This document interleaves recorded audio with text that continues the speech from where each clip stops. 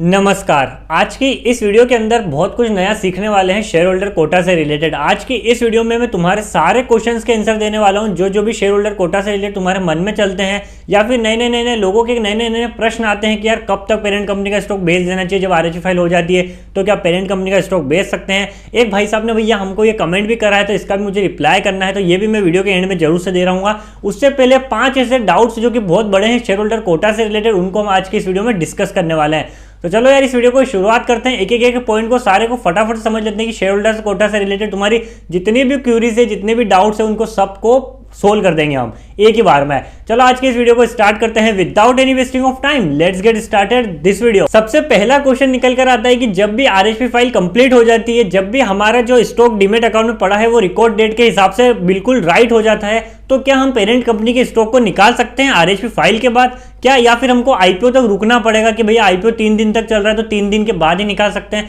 तो इसका सिंपल सा जवाब है यार कि आप पेरेंट कंपनी के स्टॉक को आरएचपी फाइल के अगले दिन या उसके अगले दिन आराम से निकाल सकते हो। अब यहां पर ये क्वेश्चन निकल कर आता है कि रिकॉर्ड डेट से 1 दिन पहले लेना क्यों जरूरी है। जब भी आरएचपी फाइल होती है, मान लो 23 तारीख को आरएचपी फाइल हुई है तो 22 तारीख का उनका कंपनी का एक रूल रहता है कि 22 तारीख तक जिसके पास भी पेरेंट कंपनी का स्टॉक है वही शेयर होल्डर कोटा में अप्लाई कर सकते हैं। या फिर काफी सारी कंपनी ये भी रूल निकाल कर आती है कि जब तक आरएचपी फाइल हो रही है उस दिन तक भी आपने ले लिया है तो भी कोई दिक्कत वाली बात नहीं है, लेकिन आरएचपी फाइल होते ही आप ले रहे हो तो कोई मतलब नहीं है, वो एप्लीकेशन रिजेक्ट हो जाती है शेयर होल्डर कोटा के लिए। अब नेक्स्ट क्वेश्चन के ऊपर बढ़ते हैं कि अगला हमारा डाउट निकल कर आता है कि क्या अगर एक आईपीओ आता है उसकी पेरेंट कंपनी का जो स्टॉक बोला जाता है ऑफर के अंदर कि यही लेना जरूरी है, क्यों इसकी एक और पेरेंट कंपनी का भी स्टॉक है क्या वो ले सकते हैं हम। जैसे मान लो एक चिल्ड्रन कंपनी है, उसकी 2 कंपनीज है, उसके अंडर में ही चिल्ड्रन कंपनी है, तो क्या हमारे को अगर इस कंपनी का बोला है तो क्या हम इस कंपनी का नहीं ले सकते हैं। जी बिल्कुल नहीं ले सकते हैं। डीआरएचपी फाइल में जिस स्टॉक का नाम रहता है वही स्टॉक का एक भी अगर आपके पास शेयर रहता है तो ही आप शेयर होल्डर कोटा में अप्लाई कर सकते हो। तो जो भी डीआरएचपी फाइल में लिखा जाता है कि भैया इस नाम के शेयर को ही लेना है तो उसी नाम के शेयर को लेना पड़ता है, तभी आप शेयर होल्डर कोटा में अप्लाई कर सकते हो। अब आगे बढ़ते हुए नेक्स्ट क्वेश्चन के बारे में बात करते हैं कि इसके अंदर शेयर होल्डर कोटा के अंदर जब हम लोड से अप्लाई करते हैं उसकी लिमिट क्या होती है। देखो वैसे तो 1 लोड भी लगाओगे तो भी कोई दिक्कत नहीं है, 2 लगाओगे तो भी कोई दिक्कत नहीं है। इसकी मैक्सिमम लिमिट जो होती है वो 13 होती है। मान लो फॉर एग्जाम्पल अगर लोड 15,000 का है तो 2 लाख से नीचे की बीट को शेयर होल्डर कोटा में बिल्कुल अप्लाई माना जाता है, बिल्कुल राइट माना जाता है। लेकिन आपकी बीट 14-15 लोड की हो जाती है शेयर होल्डर कोटा में तो आपके ऊपर के 2 लाख से ऊपर के जितने भी लोड रहते हैं उनको साफ रिजेक्ट कर दिया जाता है, क्योंकि रूल के अकॉर्डिंग ये कहा जाता है कि 2 लाख से ऊपर का अमाउंट नहीं पहुंचना चाहिए शेयर होल्डर कोटा के अंदर। अब हमारा शेयर होल्डर कोटा से रिलेटेड अगला क्वेश्चन ये निकल कर आता है कि इसके अंदर अलॉटमेंट की प्रोसेस कैसी होती है। देखो अगर रिटेल इन्वेस्टर के रिटेल वाले पोर्शन के अंदर तुम अप्लाई करते हो तो उसमें फिक्स रहता है कि लॉटरी बेसिस पे तुम्हारी बिल्कुल अलॉटमेंट की प्रोसेस होगी, लेकिन शेयर होल्डर कोटा के अंदर प्रोपोर्शनल बेसिस चलता है। अब प्रोपोर्शनल बेसिस क्या होता है, एक बढ़िया एग्जांपल समझाता हूं। जैसे कंपनी ने 1 लाख शेयर ऑफर किए हैं आईपीओ के जरिए, वहां पर एप्लीकेशन 3 लाख आ चुकी है, तो 1/3 का चांस है कि 1/3 पर्सन को मिलेंगे। वो कैसे, जैसे ग्रुप ए ने लगाया 1000 शेयर हमको चाहिए, ग्रुप बी ने लगाया 500 शेयर मुझे चाहिए, ग्रुप सी ने लगाया 100 शेयर मुझे चाहिए, तो 100 इंटू 1/3 होगा। उसके बाद जितने भी ऑफर निकलेंगे, जितना भी इक्वल में आएगा उसका जो पूरा कैलकुलेशन होगा वही इतने आपको शेयर अलॉटेड हो रहे होते हैं, बाकी का पैसा रिटर्न आ जाता है। तो ये सिंपल सा प्रोपोर्शनल बेसिस होता है। तो ये क्वेश्चन भी हमने चंद मिनटों में सोल्व कर दिया। अब लास्ट एक और डाउट ये निकल कर आता है यहाँ पर कि जब भी हम मैक्सिमम क्या करते हैं कि जब भी हम आईपीओ में अप्लाई करते हैं तो हमारे अंदर एक डाउट आता है कि यार 1 लोड अप्लाई किया क्यों ना मैं 2 लोड कर देता, तो वहां पर हम एप्लीकेशन को मॉडिफाई करते हैं। तो एप्लीकेशन को मॉडिफाई करना, डिलीट करना, तो उसके अंदर क्या प्रोसेस रहता है।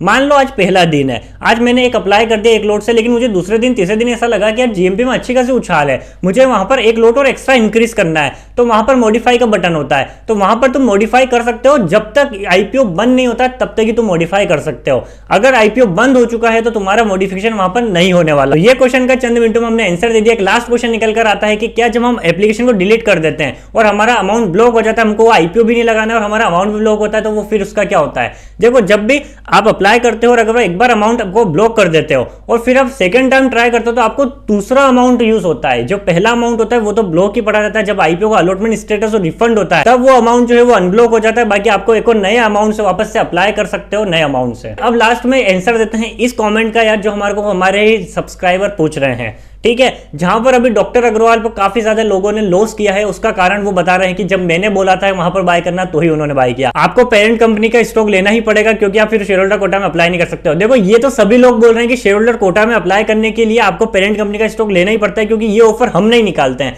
ये ऑफर तो कंपनी निकालती है। हमारा काम है सिर्फ आपको ये बताना कि जल्द से जल्द ले लोगे तो अच्छा रहेगा, क्योंकि आरएचपी फाइल हो जाती है, उसके बाद उस शेयर का लेने का कोई मतलब नहीं रहता है। तो हम यहाँ पर ये चीज नहीं बताते कि आपको इस प्राइस बैंड पे लेना है या फिर इस प्राइस पे बेचना है या फिर यहाँ खरीदना है यहाँ बेचना है, ये बिल्कुल नहीं बताते। हमारे पास जो भी इंफॉर्मेशन आती है, जैसे एक भी आईपीओ की डीआरएचपी फाइल हुई है तो डीआरएचपी फाइल में अगर उस स्टॉक का नाम है तो हम सिर्फ स्टॉक का नाम शेयर करते हैं, कहां खरीदना है कहां बेचना है वो सारी रिस्क आपके ऊपर। तभी तो हम वीडियो के स्टार्टिंग में एक डिस्क्लेमर चलाते हैं, इसीलिए चलाते हैं कि भैया हमारा कोई जवाबदारी नहीं रहती है इसमें, हमारा काम है सिर्फ आपको बताना। और होता ऐसा है कि जब भी पेरेंट कंपनी का स्टॉक की इंफॉर्मेशन बाहर आती है तो वहां पर काफी सारे लोग एक एक अमाउंट एक शेयर को खरीदकर अपने डीमैट अकाउंट में रखते हैं। तो जो स्टॉक अच्छा खासा चल रहा होता है वो अच्छा खासा एकदम पंप कर जाता है, तो आप पंप करते वक्त वहां पर खरीदते हो, तो उसके बाद जब आरएचपी फाइल का डेट निकल जाती है तो आरएचपी फाइल के बाद लोग जब बेचते हैं तो वापस वो ऊपर से नीचे आ रहा होता है, तब लॉस होने के चांसेस बहुत ज्यादा रहते हैं। इसमें हमारा कोई दोष नहीं रहता है इस हिसाब से। इसलिए मैं अपनी वीडियो के एंड में भी यही बोलता हूं कि सबसे पहले आपको अपनी जेब देखनी है। अगर इतना पैसा पड़ा हुआ है रिस्क लेने जितना,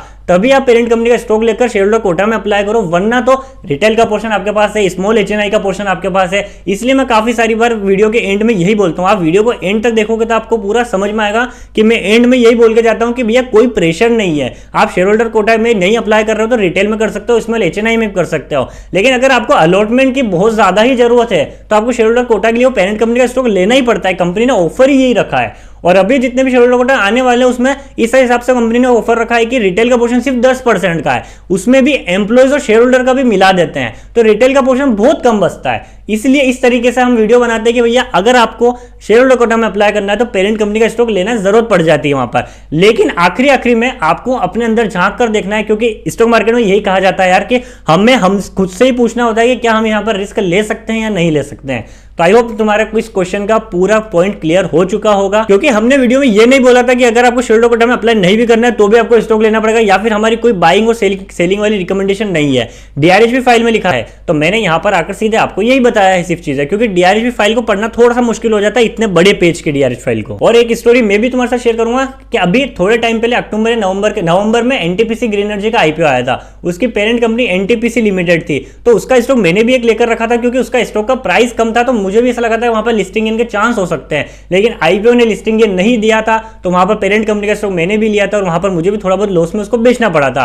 यहां पर ये रिस्क तो लेनी पड़ती है, क्योंकि ना हमको पता चलता है कि डीआरएचपी फाइल कब हो जाएगी और ना हमको ये पता चलता है कि आरएचपी कब हो जाएगी। अगर ये हमको क्लियर पता होता तो हम इसका इस तरीके से लॉस कर ही नहीं पाते। आई होप आपको ये पॉइंट क्लियर हो गया होगा। तो आज की इस वीडियो के अंदर हमने शेयर होल्डर कोटा से रिलेटेड सारी इंफॉर्मेशन को कवर किया है। फिर भी कुछ डाउट रह गया, मुझे कुछ बोलना है तो मुझे कमेंट सेक्शन में तुम बता सकते हो। बाकी वीडियो पसंद आए तो लाइक करना, दूसरा शेयर करना। मिलते हैं नेक्स्ट वाली वीडियो के अंदर, तब तक के लिए बाय बाय।